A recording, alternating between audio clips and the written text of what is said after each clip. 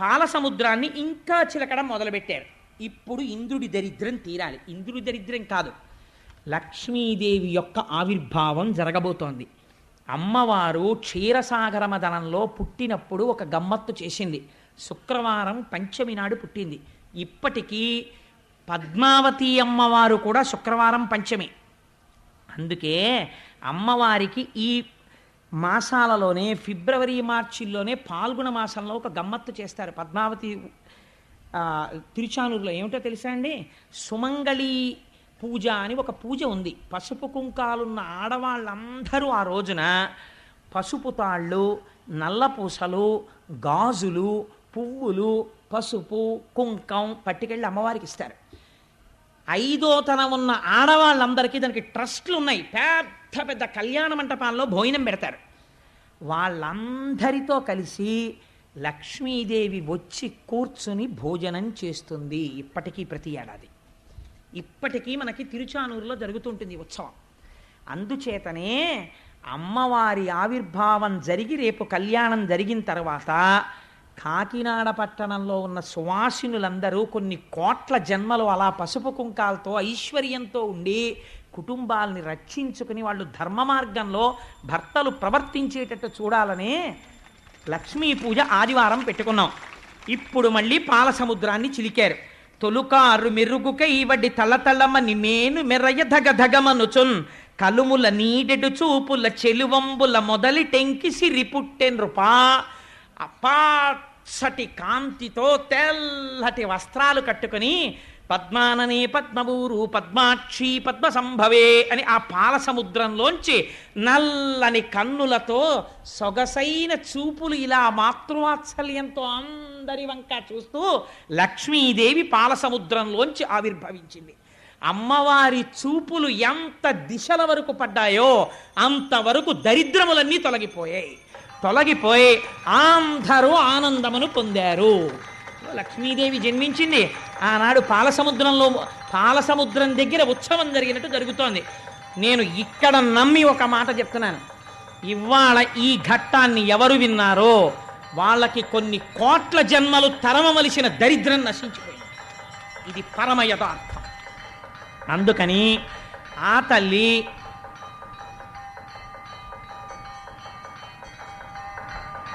ఒక్కసారి మీ అందరూ కూడా మానసికంగా అదిగో అక్కడ నీరాజనాన్ని తీసుకోండి, ఒక్కసారి అది కళ్ళకద్దుకుని నమస్కారం చేసుకోండి.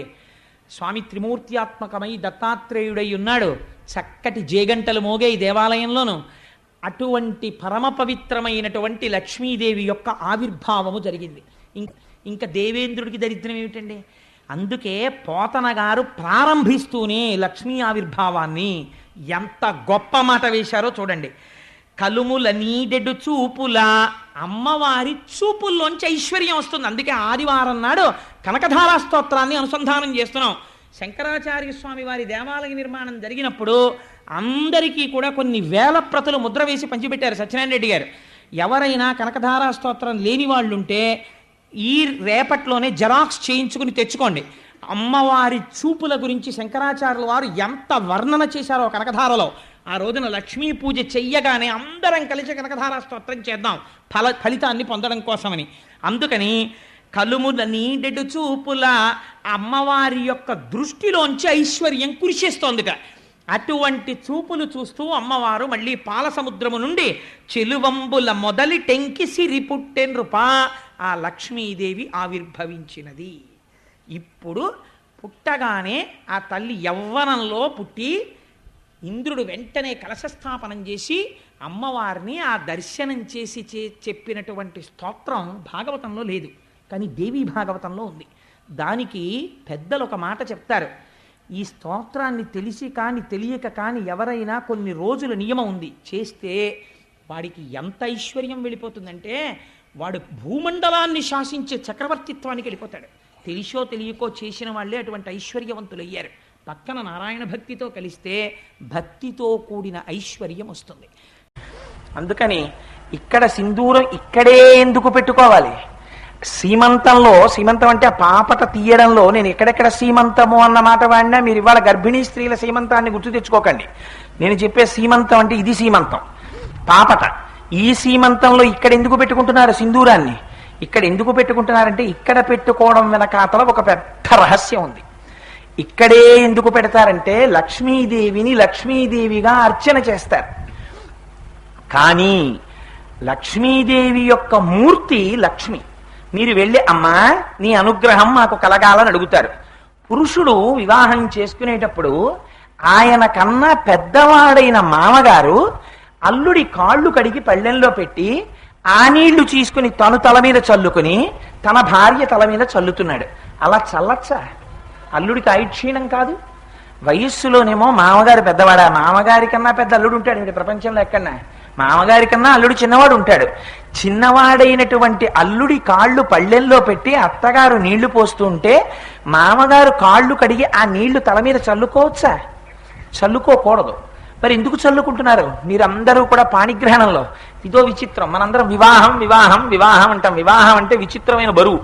వీడు మళ్ళీ వింతైన బరువెత్తుకుంటున్నాడు రా అని. అసలు పాణిగ్రహణం ధర్మశాస్త్రం. అరచేతిని అరచేతితో రాసి పట్టుకుంటాడు, నువ్వు నా ఇంటికి లక్ష్మిలా నడిచిరా అని. అందుకని ఆడపిల్లనిస్తున్నానని ఇవ్వడు మామగారు ఇచ్చేటప్పుడు. ఆయనలోకి నారాయణుణ్ణి ఉపాసన చేస్తాడు. ఉపాసన చేసి తన కుమార్తెలోకి లక్ష్మీదేవిని ఉపాసన చేస్తారు. చేసి పద్మాననే పద్మవూరు పద్మాక్షి పద్మ సంభవే, పద్మంలో కూర్చున్న లక్ష్మీదేవిని తీసుకొచ్చి అక్కడ కూర్చోపెడతారు. కూర్చోపెట్టి ఈమె నా కుమార్తె లక్ష్మి, నువ్వు నారాయణుడవు. ఈ పిల్ల నా పిల్ల కాదు, ఈ పిల్ల ఆడపిల్ల, ఈడపిల్ల కాదు, పుట్టినప్పుడే ఈ పిల్ల నీ పిల్ల, ఈమె లక్ష్మి నీ సొత్తు. అందుకని ఈ లక్ష్మిని ఈ నారాయణుడికి ధారపోస్తున్నాను అని లక్ష్మిని తీసుకెళ్లి నారాయణుడికి ఇస్తున్నాడు తప్ప ఒక ఆడపిల్లని ఒక మగాడి పక్కకి పంపించేటటువంటి దౌర్భాగ్య ధర్మం లేదు సనాతన ధర్మంలో. మీకు ధర్మపత్నిని ఇస్తున్నాడంతే. ఆమెని మీరు చూడవలసినది ధర్మపత్నిగా, మీ ధర్మమునందు అర్థమునందు కామమునందు. అందుకే భార్యతో రమించి తన తేజస్సుని భార్య యందు ప్రవేశపెట్టిన నాడు తన తేజస్సే తన పుత్రుడిగా బయటకు వస్తుంది. ఇది భార్యకి మాత్రమే పురుషుడివ్వవలసిన కానుక, ఇతరులకు ఇవ్వడానికి వీల్లేదు దాన్ని. అందుకని అంత ధర్మబద్ధం. అందుకని మామగారిస్తున్నది లక్ష్మీ స్వరూపనిస్తున్నాడు. లక్ష్మీ స్వరూపగా మీ ఇంట నడయాడుతోంది ఆ పిల్ల. మీ ఇంట లక్ష్మి నడయాడాలి. ఎన్ని రూపాలుగా నడయాడాలి? అందులోనే ఉంది రహస్యం అంతా.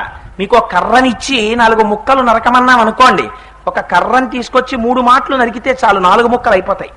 ఒక కర్రను ఒక మాట కొడితే ఓ ముక్క వస్తుంది, రెండో మాట కొడితే రెండో ముక్క వస్తుంది, మూడో మాట కొడితే 2 ముక్కలు వచ్చేస్తాయి, 4 ముక్కలు అయిపోతున్నాయి. ఒక్క ధర్మపత్నిని స్వీకరిస్తే ధర్మ కామ మోక్షములు కూడా అందులో వచ్చేస్తాయి. ఏమిటి అర్థం? అర్థం అంటే భార్య ఇచ్చేటటువంటి అర్థం ఏమిటో తెలుసా అండి? ఏమన్నా మా ఆవిడేం ఉద్యోగం చేయలేదు, నాకు ఎప్పుడు ఏం డబ్బులు పట్టుకొచ్చి ఇవ్వలేదు, మీరేమో ధర్మపత్నిని పట్టుకుంటే అర్థం వస్తుందంటున్నారు.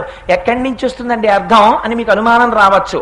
అర్థము కొడుకు, తండ్రికి కొడుకు అర్థము. ఎందుకని? విదురుడంతటి వాడు ఒక మాట అడిగాడు, నాకు కోరిక ఏమిటో తెలుసా, నేను బ్రతికున్నంత కాలము నా కొడుకు పక్కన పడుకుని నేను అతన్ని కౌగిలించుకునే అదృష్టాన్ని నాకు ఇమ్మన్నాడు. అంటే అదేంటండి ఎన్నేళ్ళు వచ్చినా కొడుకు పక్కన ఈయన పడుకుంటాడా అని మళ్ళీ అనకండి. కొడుకు పక్కన పడుకోవడం అంటే తండ్రి కొడుకు ఒక చోట ఉండుట. తండ్రి కొడుకులు విడిపోయి ఉండడం ధర్మశాస్త్ర రీత్యా దురదృష్టాన్ని అనుభవించడం. తను వృద్ధాప్యం వచ్చేసిన తర్వాత కొడుకు దగ్గర ఉండడం, ఉండి ఆ కొడుకు కనపడినప్పుడు తండ్రి కుమారుణ్ణి కౌగిలించుకోవడం, పుత్రగాత్ర పరిష్వంగమునకు మించిన ఐశ్వర్యం ఇంకా తండ్రికి లేదు శాస్త్రంలో. వాడికి కోట్లుండనివ్వండి, వాడు నిరిపేదే. ఎప్పుడు? పుత్రగాత్ర పరిష్వంగము లేనప్పుడు. అది లేనప్పుడు ధర్మశాస్త్రం ఏం చేసిందంటే, నేను ఇక్కడ కూర్చున్నప్పుడు నిర్దాక్షిణ్యంగా మాట్లాడవలసిందే. శాసనాత్ శంసనాత్ ఇది శాస్త్ర. అందుకని ఉన్నమాట ఉన్నట్లు మాట్లాడుతున్నాను. అటువంటి వాడికి పౌత్రుణ్ణి ఇచ్చింది శాస్త్రం. నువ్వు ఇప్పటికైనా ధర్మంలో వెడితే నీకు మనవణ్ణి ఇస్తున్నానంది. ఇస్తే అందుకని కొడుకు లేకపోతే మనవణ్ణి ఇచ్చానంది. ఎప్పుడు? నువ్వు మళ్ళీ ధర్మంలోకి వచ్చినప్పుడు భగవానుణ్ణి నిందించకు. అందుకని నీ ఇంటికి వచ్చిన లక్ష్మి ఎలా వస్తోంది? లక్ష్మిగా వచ్చిందని ఏమిటి గుర్తు? నీ భార్య నీ ఇంట్లో కదులుతున్న లక్ష్మి. ఎలా నిర్ణయం? అందుకని శాస్త్రంలో అన్నారు 5 లక్ష్మీ స్థానాలు ఉన్నాయన్నారు. ఒకరికి పెద్ద యాక్సిడెంట్ అయి బతికారనుకోండి, వెంటనే ఏమంటారంటే ఆయన చాలా అదృష్టవంతుడండి బతికాడు అనరు. ఆవిడ తాళి భాగ్యం గొప్పదండి ఆయన బతికాడంటారు. మీకు ప్రపంచంలో 8 సౌభాగ్య వస్తువులు ఉన్నాయి. మొన్న ఎవరు పంచిపెట్టారో నాకు తెలియదు కానీ అనుముల ప్రసాదం పంచిపెట్టారు ఒక రోజున ఇక్కడ. అనుములు 8 సౌభాగ్య వస్తువుల్లో ఒకటి. అలాగే తాటి చెట్టు 8 సౌభాగ్య వస్తువుల్లో ఒకటి. తాటి చెట్టుని పొరపాటున కూడా కాలుతో తన్నకూడదు. అసలు మీకు రహస్యం ఏమిటో తెలుసా అండి? మనం ఇవ్వాల అంటే బంగారు బిళ్ళలు తెచ్చి శతమానాలని కడుతున్నాం, కానీ శాస్త్రం తెలుసున్నవారు సౌభాగ్య వస్తువుగా దేన్ని కడతారో తెలుసా? తాటాకు ముక్కలు కట్టాలి. అది తాళము అంటే తాటాకు. తాళపత్ర గ్రంథాలు అంటాం కదా. తాళపత్ర గ్రంథాలైన అన్నట్టే తాటాకు యొక్క ముక్కని తెచ్చి కట్టుకుంటే తాళి భాగ్యము అంటే సౌభాగ్య వస్తువు కనుక తాటి చెట్టు యొక్క ఆకు ముక్క తెచ్చి గొలుసులో వేసుకుంటారు. అది సౌభాగ్య వస్తువు, సర్వమంగళ స్వరూపం. అలాగే 2 ఉంటాయి ప్రధానమైన సౌభాగ్య వస్తువులు. ఎట్టి పరిస్థితులలోనూ ఈ 2 లేకుండా స్త్రీ పెళ్ళయ్యాక పురుషుడి ముందు కనపడకూడదు. ఈ 2 ఒకటి సౌభాగ్య వస్తువైనటువంటి తాళి, రెండవది తాటంకము. తాటంకం అంటే ఏంటో తెలుసా అండి?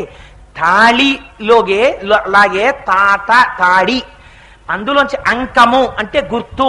తాటాకుల చేత స్త్రీల యొక్క చెవులకి భూషింపబడిన ఆభరణము. ఇప్పటికీ మీరు బాగా పల్లెటూర్లలో చూస్తే తాటాకు ముక్కలు పెట్టుకుంటారు. మీకు ఇప్పుడు జ్ఞాపకం ఉందో లేదో నాకు తెలియదు, కానీ పూర్వం చెవులు కుట్టిస్తే ఆడపిల్లలకి మొట్టమొదట తాటాకు ముక్కలు ఎట్టేవారు. ఇంకేం పెట్టకూడదా? ఈ చెవులు కుట్టేవారిని ప్రత్యేకం స్నానం చేసి వారు వచ్చే ముందు తాటాకు ముక్కలు పట్టుకొచ్చి కత్తెర పెట్టి కత్తిరించి చెవులు కుట్టగానే మీకు బాగా జ్ఞాపకం ఉండుంటుంది. తాటి పువ్వారం అనేవాడు. తాటాకుల మధ్యలో నాచుల మెత్తటి పదార్థం ఒకటి ఉంటుంది. వాడు ఆ పువ్వారం కూడా తెచ్చేవారు.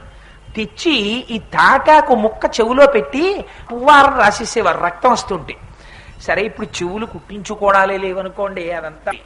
అందుకని శంకరులు అంటారు, సుధామప్యాస్వాద్య ప్రతిభయజరా మృత్యుహరిణి తవ జనని తాటంక మహిమ. అమ్మా, నీ చెవులకు పెట్టుకున్న తాటంకముల మహిమమ్మ ఇది. ఏమండి, ఆ తల్లి సమస్త జగములకు ఐశ్వర్యమునియ్యగలిగిన తల్లి. ఆ తల్లి తాటంకములు పెట్టుకోవడం ఏంటి? తాటంకములంటే మీరు గుర్తు పెట్టుకోండి, 2 రకాలుగా పెట్టుకుంటారు. తాటంకమును చెవి కుట్టించినప్పుడు పెట్టుకుంటారు. తాటంకము చెవికి ఉంటే ఇలా నమస్కారం చెయ్యాలి. ఆవిడికి చెవులకి తాటాకు ఎట్టుకుందండి అని మీరు నవ్వారా, కట్టి కుడుపుతుంది అమ్మవారు ఆ తాటాకు. అందుకని చెవిలో తాటాకు కనపడితే ఇలా నమస్కారం చెయ్యాలి. నీకు ఐశ్వర్యం ఉందా? ఇంకో రకంగా చేయించడానికి వీల్లేదు, పద్మం చేయించమని చెప్పింది శాస్త్రం. చుట్టూ స్టట్స్ అంటమే రాళ్లు పొదిగి మధ్యలో పువ్వులో ఉన్న పద్మాల్ని ధరించాలి. ఎందుకని? పద్మం సౌభాగ్య వస్తువు. దాని పద్మములను చెవులకి ధరించమని చెప్పింది. అందుచేత తవజనని తాటంక మహిమ 2 ప్రధానమైనవి సుమంగళీ తత్వంలో. మిగిలినవి లేవా? ఉన్నాయి. నల్లపూసలు దృష్టితీత, కాళ్ళకి పసుపు లక్ష్మీతత్వం, సిగలో పువ్వులు పాతివ్రత్యం, తాంబూల సంసేవనం పాతివ్రత్యం,